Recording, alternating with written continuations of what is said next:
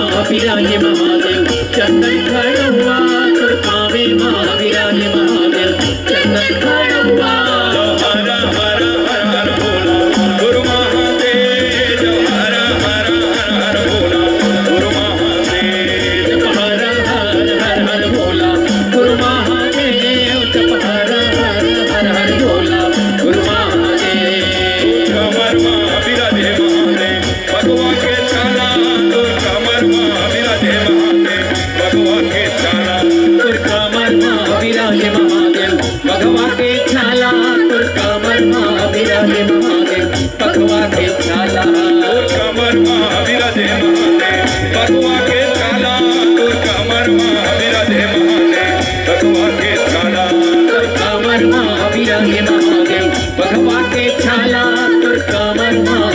विराजे महादेव बसवा के छाला हर हर हर हर भोला गुरु महादेव हर हर हर हर भोला गुरु महादेव हर हर हर हर भोला गुरु महादेव हर हर हर हर भोला गुरु महादेव हर हर हर हर भोला गुरु महादेव हर हर हर हर भोला गुरु महादेव तोर पावे मां विराजे महादेव चंदन काढ़वा तोर पावे मां विराजे महादेव चंदन काढ़वा तोर पावे मां विराजे महादेव चंदन काढ़वा तोर पावे मां विराजे महादेव चंदन काढ़वा तोर पावे मां विराजे महादेव चंदन